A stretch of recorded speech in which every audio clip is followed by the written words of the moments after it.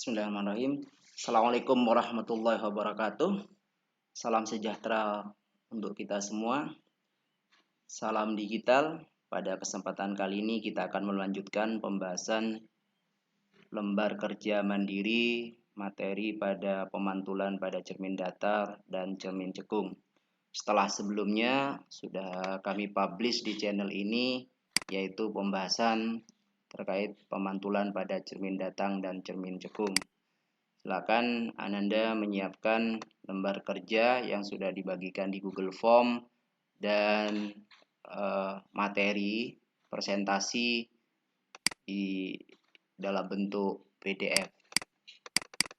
Oke, untuk LKS-nya dalam bentuk Word, kita akan coba membahasnya satu persatu. Di sini lembar kerja mandiri sebagai bahan untuk mengisi LKS online pada pertemuan berikutnya. Oke, pemantulan cahaya. Pemantulan pada cermin datar. Silakan sekali lagi disiapkan materi PDF-nya. Nah, yang pertama yaitu pemantulan pada cermin datar. Hukum pemantulan.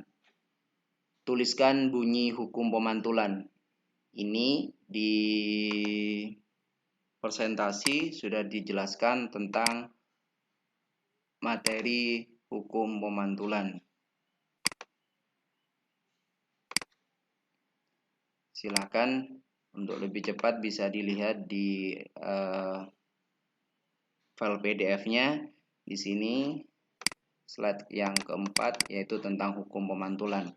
Silakan Ananda bisa mengcopy hukum pemantulan di sini, di-copy, setelah itu diletakkan di file Word. Di sini Bapak sudah menyiapkan sebelumnya. Untuk hukum pemantulan adalah seperti ini. Yang pertama, sinar datang, sinar pantul, dan garis normal terletak pada satu bidang. Yang kedua, sudut datang sama dengan sudut pantul. Coba Bapak perbesar. Berikutnya, apa yang disebut dengan garis normal? Di sini garis normal adalah garis hayal yang ditarik dari titik jatuhnya sinar dan tegak lurus dengan bidang pantul. Apa itu garis normal? Garis normal adalah garis hayal yang ditarik dari seperti ini. Sebutkan sifat-sifat pemantulan pada cermin datar. Kita lihat yang di presentasi sifat-sifat pada pemantulan cermin datar seperti ini. Yang pertama, jarak benda sama dengan jarak bayangan. Kita copy di sini. Terus kita taruh di Microsoft Word-nya. Yang pertama, jarak benda sama dengan jarak bayangan, tinggi benda sama dengan tinggi bayangan, bersifat tegak, maya, dan bertukar sisi. Berikutnya, pemantulan pada cermin lengkung, yaitu cermin cekung dan cermin cembung. Sinar-sinar istimewa pada cermin cekung. Yang pertama, sinar datang sejajar sumbu utama dipantulkan melalui titik fokus. Kita gambarkan sinar datang seperti ini. Sejajar sumbu utama dipantulkan menuju titik fokus. Yang kedua, sinar datang melalui titik fokus dipantulkan sejajar sumbu utama. Kita bisa gunakan ini. Sinar datang menuju titik fokus.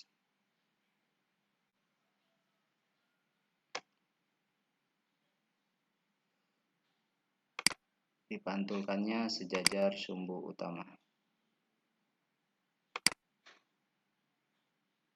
Kita coba.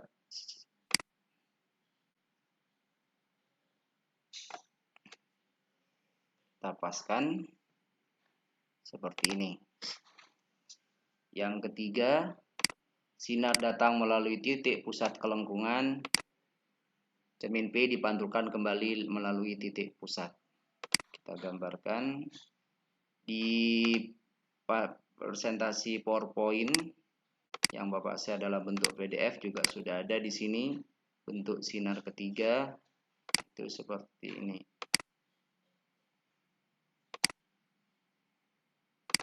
Oke. sinar yang berasal dari pusat kelengkungan dipantulkan ke titik itu juga. Kita gambarkan di watch-nya seperti ini.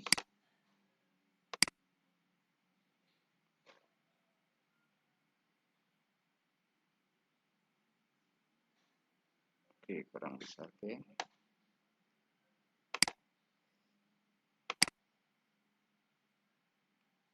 Kita bisa pilih yang lebih besar. Nah, dia memantul di sini juga. Nanti berikutnya dari arah yang berlawanan kita gambarkan. Untuk arah baliknya kita bisa gambar dengan titik-titik seperti ini.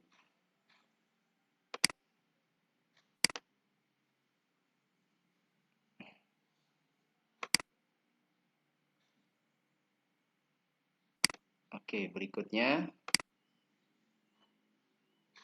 pembentukan bayangan pada cermin cekung. Yang pertama, benda di ruang 3. Sifat bayangannya seperti apa? Seperti tadi kita gambarkan ulang pembentukan bayangannya. Untuk membentuk suatu bayangan kita memerlukan minimal 2 sinar istimewa. Yang pertama, sinar sejajar sumbu utama dipantulkan, sinar menuju titik fokus dipantulkan sejajar sumbu utama.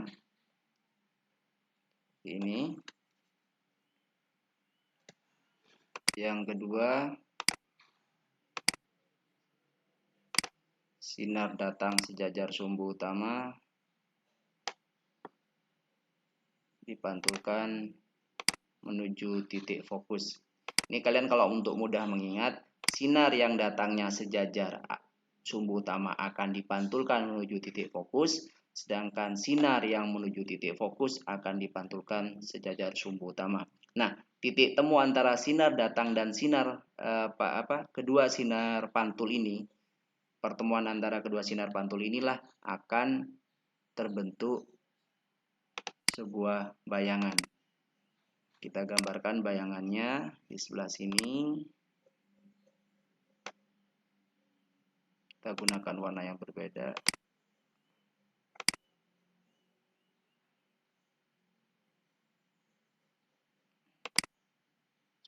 Seperti ini. Nah, bagaimana menentukan sifatnya? Benda di depan cermin, bayangan bersifat nyata. Ini bersifat nyata. Kita tuliskan di sini. Oke, nyata selalu terbalik. Penjelasan ini ada di materi PowerPoint-nya di sini.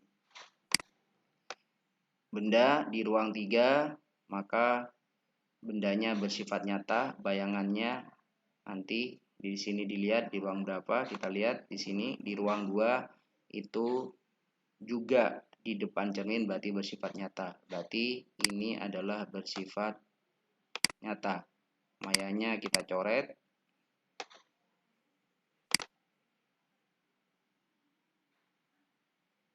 Oke. Berarti nyata tadi selalu terbalik, berarti tegaknya yang kita coret. Dan dari ruang 3 ke ruang 2, berarti diperkecil, diperbesarnya yang dicoret. Seperti ini.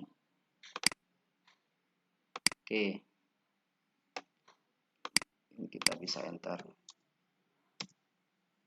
Nah, berikutnya ada hal yang harus kalian perhatikan, yaitu tentang pengetahuan tentang ruang. Di materi presentasi, ruang sudah dijelaskan di sini, yaitu antara cermin dan fokus itu ruang pertama. Antara fokus dan P itu ruang kedua. Selanjutnya lebih besar dari P atau lebih besar dari jari-jari itu ruang 3. 1, 2, 3 itu ada di depan cermin. Daerah sini daerah nyata. Sedangkan ruang 4 itu ada di belakang cermin. Saya gambarkan lagi di sini. ya, ruang 1, ruang 2, ruang 3, dan ruang 4. Berikutnya, benda di ruang 2. Bagaimana bentuk bayangannya? Yang kita gambarkan, sinar yang pertama, yaitu sinar sejajar sumbu utama dipantulkan menuju titik fokus.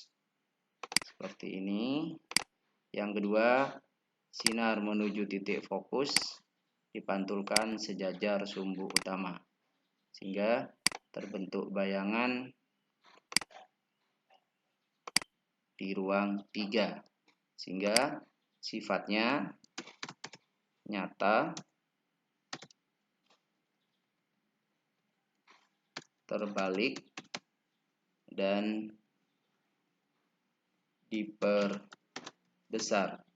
Sekarang, kenapa ini disebut nyata? Ini sebagai tambahan catatan ya. Jawabannya cukup kalian menjawabnya nyata, terbalik, diperbesar. Kenapa nyata? Karena di depan cermin. Oke, Bapak tambahkan sebelah sini. Kenapa nyata? Karena di depan cermin. Kenapa terbalik? Nyata selalu terbalik. Seperti ini. Berikutnya, kenapa diperbesar? Karena dari ruang 2 menuju ruang 3. Apa maksudnya menuju ruang 3? Ruang bendanya itu ruang 2, bayangannya ruang 3. Kenapa demikian? Di presentasi sudah dijelaskan bahwa ruang benda ditambah ruang bayangan itu selalu berjumlah 5. Di sini ruang benda ditambah ruang bayangan itu berjumlah 5. Sehingga jika bendanya di ruang 2, maka bayangannya di ruang 3. Nah, berikutnya, bagaimana dengan pembentukan bayangan atau sifat bayangan di ruang 1? Yang pertama, sinar datang sejajar sumbu utama dipantulkan menuju titik fokus. Seperti ini. Yang kedua, sinar menuju titik fokus atau datang dari titik fokus dipantulkan sejajar sumbu utama. Ini kalau kita lanjutkan atau kita gambarkan lurus pada tak terhingga, maka tidak akan pernah ketemu. Antara kedua sinar pantulnya tidak pernah ketemu, saling menjauh. Oke. Nah, bagaimana untuk pembentukan bayangannya? Kita akan membentuk bayangan dari perpanjangan sinar pantulnya. Ini perpanjangan sinar pantulnya yang di belakang, atau kita warnanya samakan ya. Ini. Nah, perpanjangan dari sinar pantul inilah yang terbentuk bayangan berupa garis putus-putus, sehingga bayangannya itu bersifat maya. Sifatnya maya, tegak, dan diperbesar. Kenapa maya? Maya karena di belakang cermin. Kenapa tegak? Maya selalu tegak. Maya selalu tegak. Sebenarnya ada rumusnya untuk menentukan benda ini tegak atau terbalik. Tapi untuk kalian masih SMP, tidak apa-apa langsung bahwa ternyata benda bersifat maya itu selalu tegak dan yang bersifat nyata itu selalu terbalik. Kenapa diperbesar? Dari ruang 1 menuju ruang 4. Kenapa 4? Karena ruang benda ditambah ruang bayangan selalu berjumlah 5. Seperti ini. Oke. Nah, ini kalau benda di pusat kelengkungan cermin atau di R, bagaimana bentuk bayangannya? Kita lihat, sinar datang jajar sumbu utama dipantulkan menuju titik pusat atau titik fokus maksud saya. Yang kedua, yaitu sinar menuju titik fokus dipantulkan sejajar sumbu utama. Sehingga terbentuk bayangan seperti ini. Oke.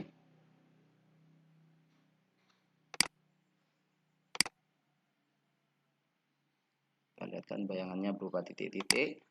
Nah, sifatnya ini adalah nyata,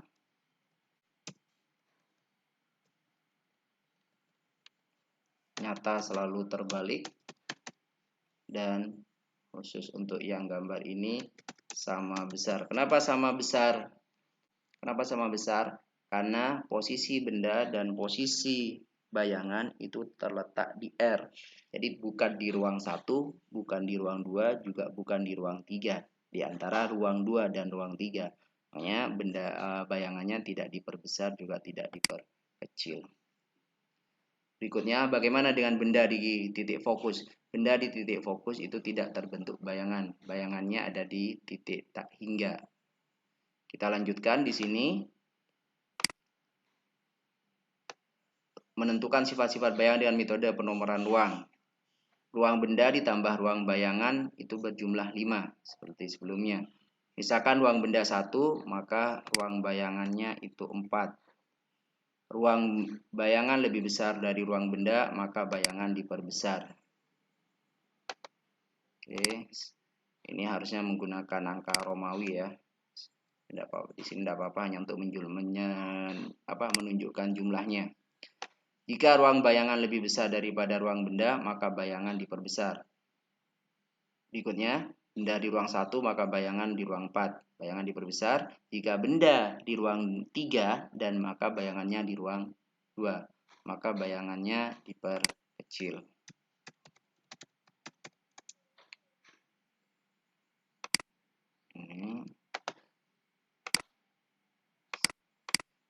Benda yang terletak di ruang 1 selalu diperbesar. Ini menghasilkan bayangan tegak, yang lainnya itu terbalik. Persamaan cermin cekung. Rumusan untuk pembentukan bayangan pada cermin cekung atau cermin lengkung juga, cekung dan cembung, berlaku rumus yaitu 1/SO tambah 1/SI sama dengan 1/F. Di mana SO itu adalah jarak benda, sedangkan SI itu adalah jarak bayangan, F itu adalah jarak fokus. Karena R sama dengan 2F, maka bisa juga menggunakan rumus 1/SO tambah 1/SI sama dengan 2/R. Tapi biasanya kita lebih sering menggunakan yang rumus yang pertama, yaitu 1/SO ditambah 1/SI sama dengan 1/F. Berikutnya yaitu perbesaran bayangan, seperti ada yang di video sebelumnya. Nah, ini perjanjian tandanya. Untuk fokus, kalau bertanda positif itu cekung, maka negatif itu cembung. Kalau SO bertanda positif itu nyata, maka kalau negatif itu maya. Demikian juga untuk jarak bayangan. Nah, ini bayangan nyata sifatnya seperti apa? Bisa dilihat di sini. Bayangan nyata merupakan perpotongan sinar-sinar pantul. Kalau bayangan maya merupakan perpanjangan seperti tadi di ruang 4, itu perpanjangan dari sinar-sinar pantulnya. Kalau nyata itu ada di belakang cermin, maka kalau maya itu ada di belakang cermin. Kalau bayangan nyata dapat ditangkap layar, sedangkan pada bayangan maya tidak dapat ditangkap layar. Artinya sinarnya tidak bisa dihadang. Bayangan nyata selalu terbalik, bayangan maya selalu tegak. Meskipun ada rumusan perbesar, dari rumus perbesaran itu ada tanda positif dan negatif di sini. Itu sebenarnya untuk menentukan tegak atau terbaliknya, tapi kita langsung aja gunakan ini tanda mutlak ya. Jadi abaikan tanda positif negatif, karena positif negatif itu untuk menentukan sifat bayangan itu tegak atau terbalik. Ini tanda mutlak. Sekali lagi, tanda mutlak artinya abaikan positif negatif. Berikutnya, menentukan sifat bayangan, diperbesar atau diperkecil. Jika SO-nya lebih besar daripada SI, berarti dia diperkecil. Jika SO-nya lebih kecil dari SI, itu diperbesar. Dengan ini tanda mutlak artinya abaikan tanda positif dan negatif. Jadi kalau misalkan SO-nya 5, SI-nya -10, Ini di sini berarti SO-nya 5, SI-nya minus 10, minus 10 tetap dianggap lebih besar daripada positif 5. Karena S negatif itu hanya untuk menunjukkan di belakang atau di depan cermin. Bisa juga kalian menggunakan rumus untuk menentukan diperbesar, diperkecil itu adalah menghitung dulu nilai M-nya, SI per SO-nya. Jika hasilnya kurang dari 1 itu diperkecil, jika sama dengan 1 maka itu sama besar, dan jika lebih besar dari 1 itu sama maaf, ini bukan sama besar, ini diperbesar harusnya. Ini harusnya diperbesar. Oke. Kita coba ini diperbesar.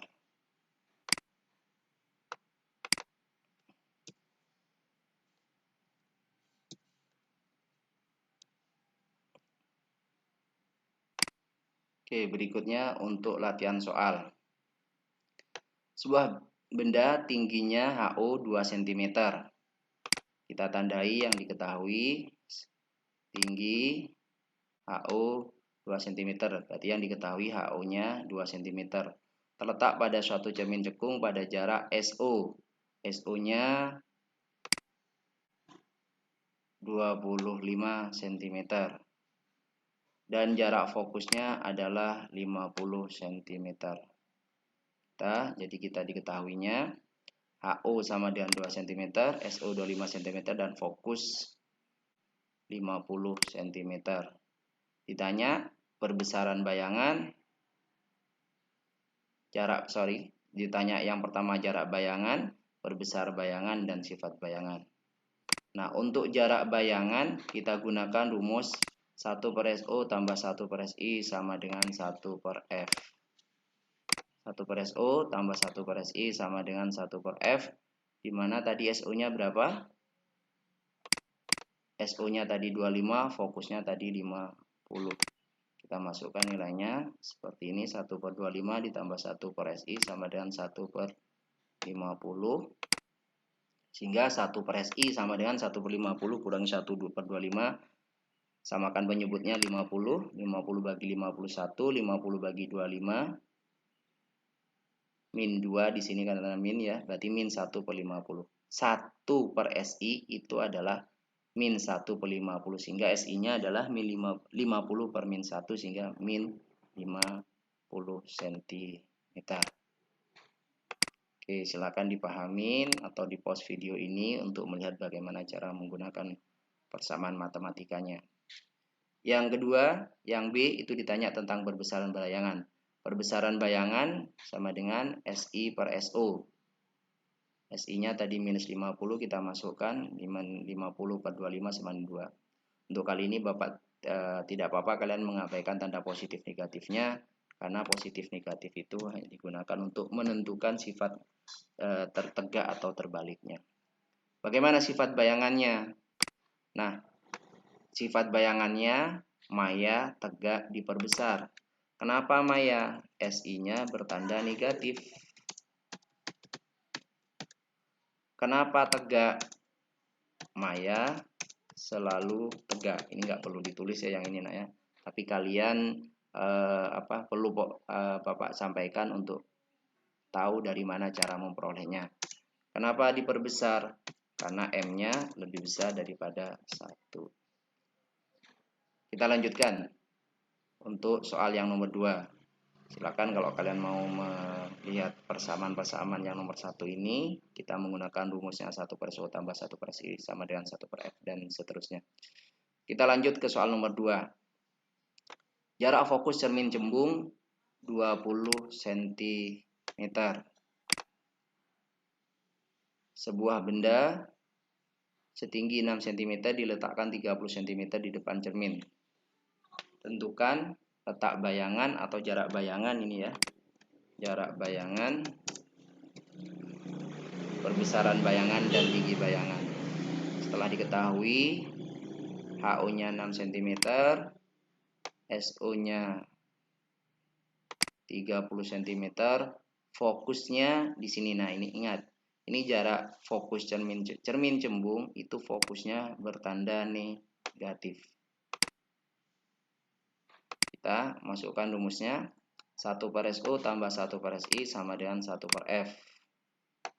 Di sini sehingga dapat seperti ini, 1/30 ditambah 1/SI sama dengan 1/-20, fokusnya bertanda negatif. Setelah kita lakukan perhitungan, kita dapat SI-nya sama dengan minus 12. Minus itu artinya apa? Di sini, oh ya, kita lanjutkan dulu. SI di sini dapat ini restart entar dulu ya. Soal yang ke ana ya.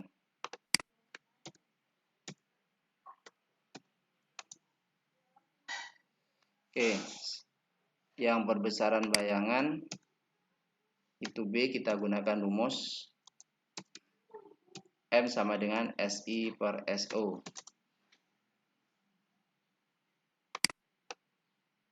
Sama dengan min 12/30, min dari rumusnya menggunakan min dengan min positif 12/30 sama dengan 0,4. 0,4 sekali lagi abaikan tanda positif negatif karena itu hanya untuk menunjukkan tegak atau terbaliknya. Bagaimana sifat bayangannya? Sifat bayangannya yaitu maya. Kenapa maya? Karena SI bertanda negatif. Nah, sampai di sini kita bisa tahu bahwa untuk menentukan sifat bayangan maya atau nyata bisa menggunakan dari SI, SO-nya bertanda positif negatif atau juga bisa dari ruangnya. Ruang bayangannya itu ada di belakang cermin atau ada di depan cermin. Berikutnya tegak. Kalau tadi kita analisis gambar arahnya seperti apa? Di sini kenapa dia tegak? Karena maya selalu tegak. Bayangan maya selalu tegak. Kenapa ini diperkecil? Karena M-nya lebih kecil daripada 1. Oke, sampai di sini dulu pembahasan untuk lembar kerja mandiri. Silakan dipadukan dengan presentasi kemarin. Yang presentasi di channel sebelumnya sudah dipublish, dipahamin, dan kalian buka lagi ringkasan presentasi yang ada yang berupa file PDF untuk mengerjakan lembar kerja mandiri. Oke, selamat belajar, tetap jaga kesehatan, salam semangat, semoga kita akan dipertemukan kembali dengan suasana yang baru dan semangat yang baru. Salam sehat selalu, selamat belajar, salam anak-anak, assalamualaikum warahmatullahi wabarakatuh.